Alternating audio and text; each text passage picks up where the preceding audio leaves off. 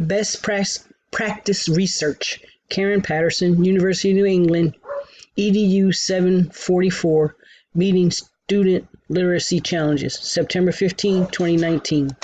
Literacy challenge topic, reading comprehension. Students' literacy challenges. Assessment data suggests Tammy necessitates instruction that focuses on listening comprehension and oral language development skills, such as identifying story elements, making inferences, and identifying the sequence of events.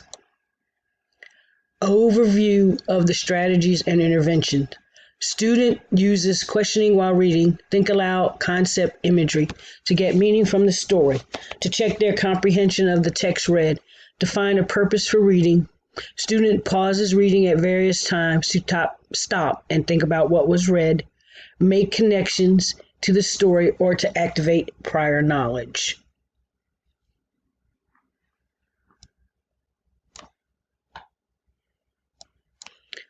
Overview of the strategies and interventions.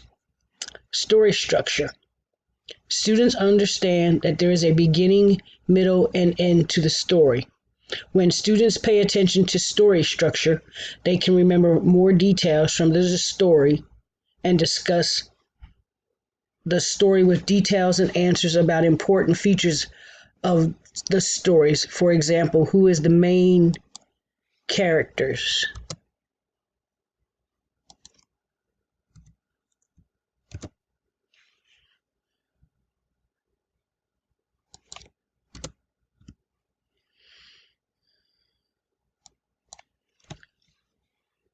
Overview of the strategies and interventions using story structure.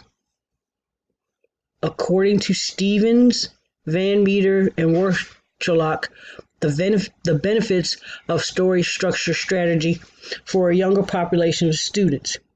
If young children can use the structure strategy to improve story comprehension, then it may be possible to provide the early instructional support needed to prevent children's later struggles with reading comprehensions. Stevens et al.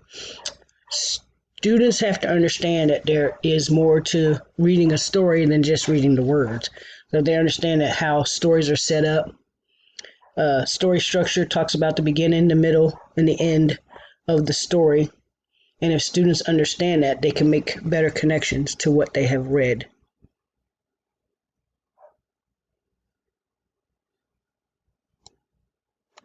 Concept imagery. Think aloud. The method of changing the words read or heard into pictures in your head. Pause while reading to discuss or make a mental image in your mind of what was read.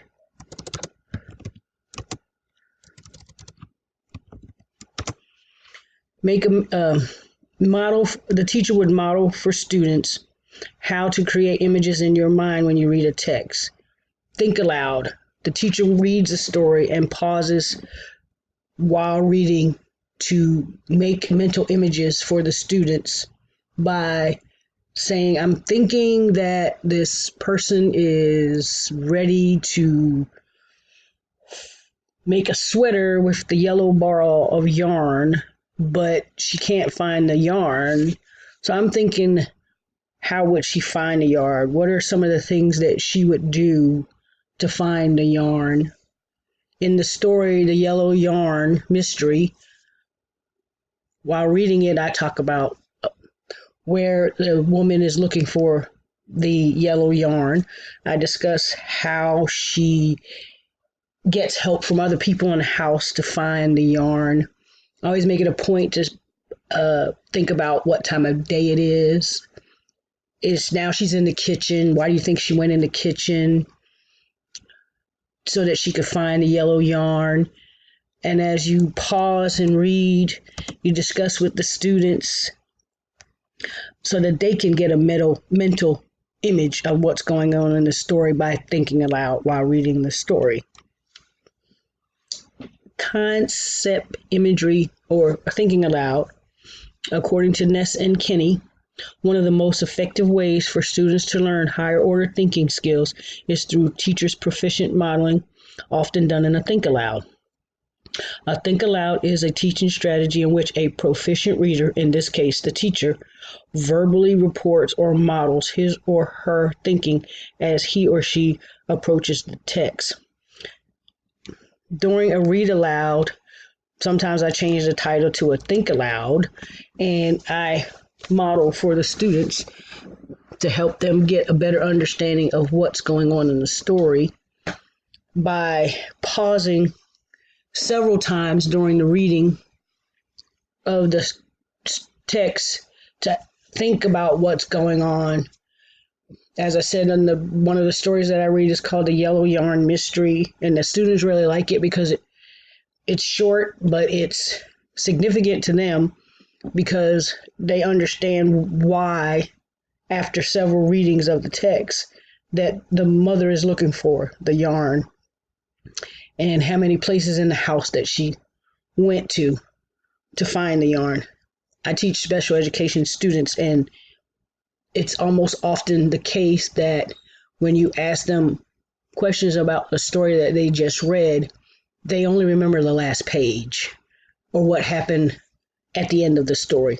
So I use think alouds often during read alouds to get them to understand that there's a beginning, a middle, an end to the story, and it all comes together at the end of the story. But that's not the only thing that they should remember, is that what happened at the end. They have to remember what's at the beginning, what's at the middle, what's at the end. So I think out loud as I'm reading. Another article on a website that talks about the 6 strategies every reader must learn. According to the Heinemann website, in the article, 6 strategies every reader must learn. When readers monitor their comprehension, they keep track of their thinking as they read, listen, and view. They notice when a text makes sense or when it doesn't. They distinguish between what the text is about and what it makes them think about. Only when they are thinking about their thinking can they make sense of what was read and recognize when meaning has gone astray. For assessing the student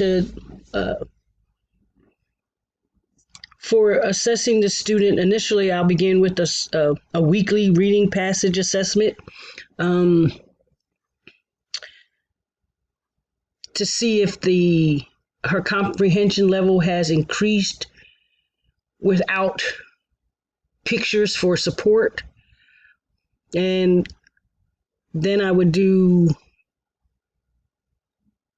a bi-weekly assessment where the student would read I would read a short story to the student and ask her open-ended questions to meet her comprehension benchmarks. I would also have her read a short story, and again, I would ask her open-ended questions to meet her comprehension benchmarks or gauge her level of comprehension. I would do this probably bi-weekly. The weekly assessments are done just to get her reading more. In conclusion, researchers have studied what good readers do to think aloud as they read. From these studies, researchers have determined that the seemingly effortless activity described as good reading is made up of a set of highly complex, well-developed, and well-practiced skills and abilities. That's from the Reading Rockets website. Most remarkable is the technique in which excellent readers energetically and deliberately manage these competencies and tactics while reading and when finished reading. Students that read well have the skills necessary to understand why they are reading and to extract information from what they read. Skillful readers link the significance and connection of each sentence to the next sentence. If they become confused while they are reading, students know how to use prior knowledge and experience to understand what and how the author is conveying meaning through the text and pictures. Whatever strategy the teacher selects, whether it is before reading or thinking aloud strategies, the use of these strategies will enhance the student's understanding of what they have read and hopefully increase the student's reading level and comprehension level.